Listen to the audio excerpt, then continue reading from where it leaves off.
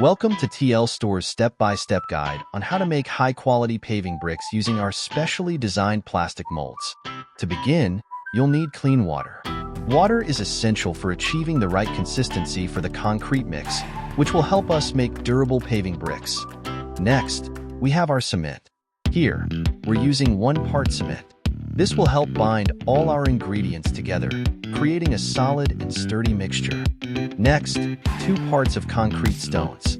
These stones are important for adding strength and durability to the paving bricks, ensuring they can handle heavy loads and last for years. We're using 3 parts river sand, which plays a crucial role in making the final paving brick strong and resilient.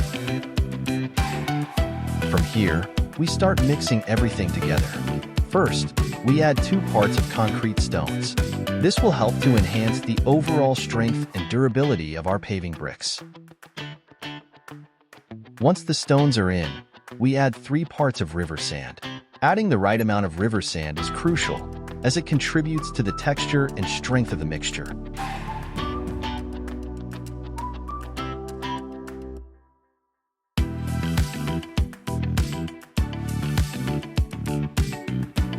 Now, we add 1 part cement.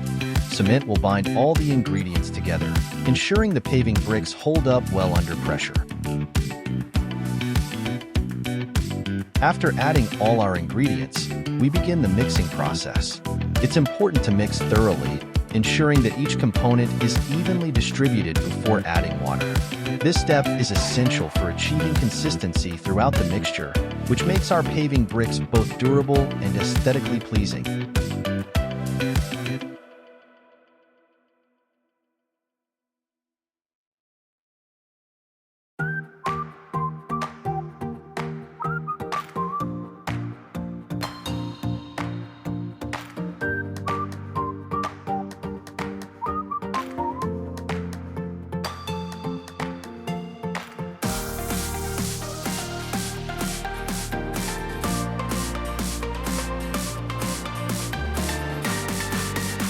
At this stage, we start adding water to our mix. Remember to add just enough to achieve a thick consistency.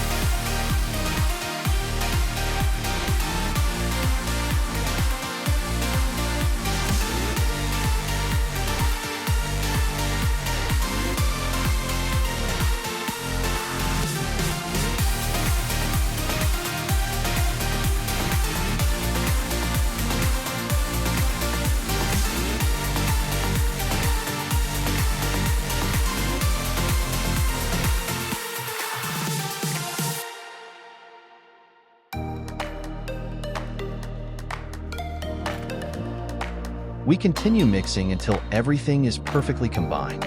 This step is crucial for ensuring that the mix is uniform and that the paving bricks are sturdy once set.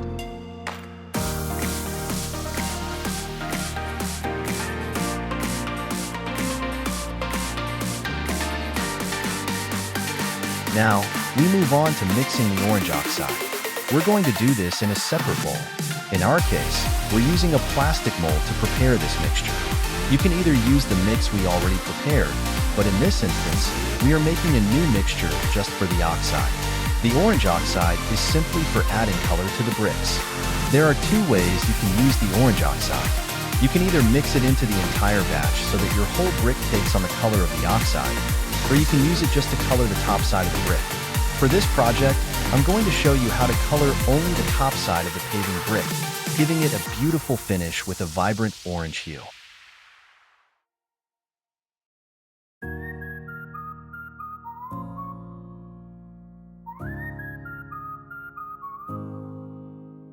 After mixing the orange oxide, we move on to pouring a bit into the mold. We pour in just enough to ensure that the top part of the brick will take on the vibrant orange oxide color. Make sure it spreads evenly across the base of the mold, creating a thin, uniform layer.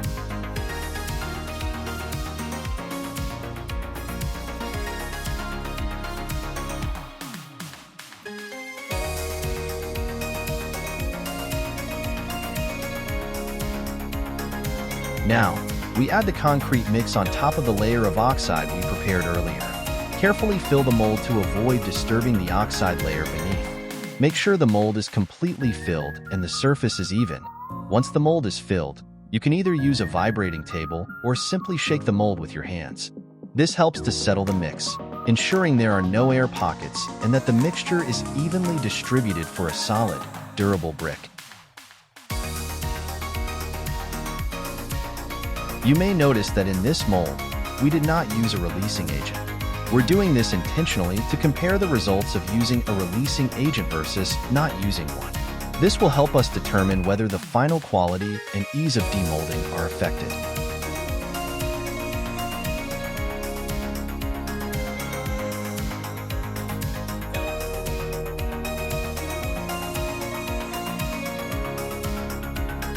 Now, let's make another brick, this time using oil as a releasing agent. The releasing agent will help ensure the brick comes out of the mold smoothly without sticking.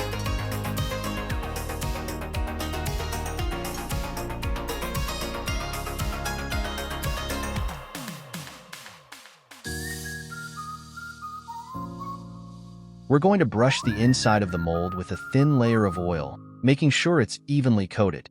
This will help us compare how the brick turns out with and without the release agent.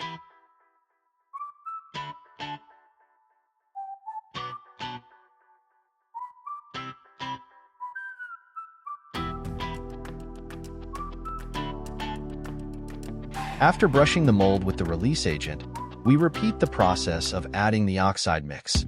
We pour just enough oxide mix into the mold to color the top layer of the brick. Again, make sure it spreads evenly.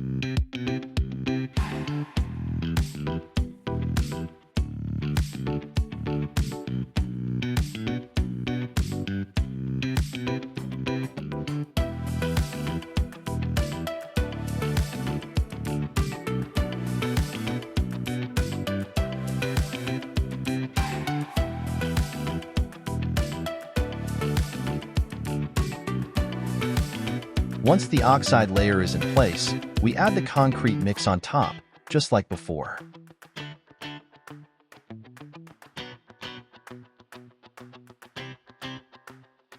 Carefully fill the mold to avoid disturbing the oxide layer.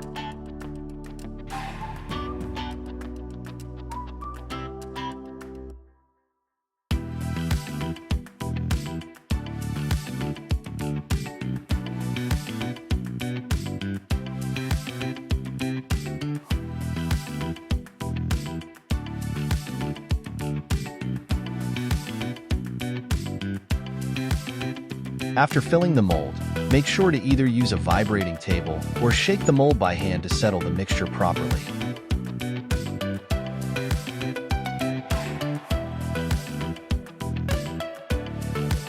Then, just like the first brick, we leave this one to set for a day or two before removing it from the mold.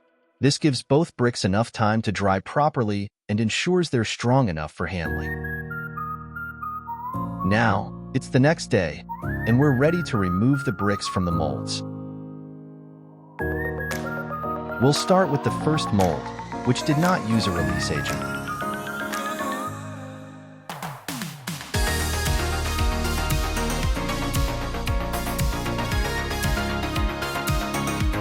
As you can see, it's not easy to remove the brick from the mold.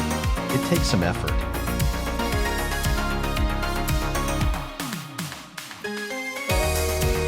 The brick came out, but it did break slightly, even though it still looks quite good.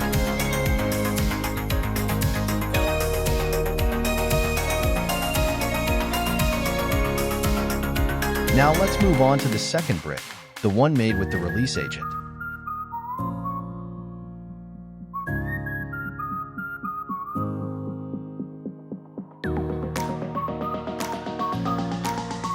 We use the same procedure to remove this brick.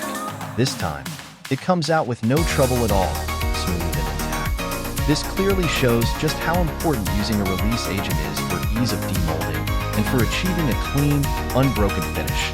After removing the bricks from the molds, it's important to cure them properly. Curing is a crucial step to ensure the strength and durability of the bricks. To do this, keep the bricks damp for at least 7 days. You can achieve this by covering them with plastic sheeting or wet burlap and sprinkling them with water daily. Proper curing will help your bricks reach their maximum strength and ensure they last for years.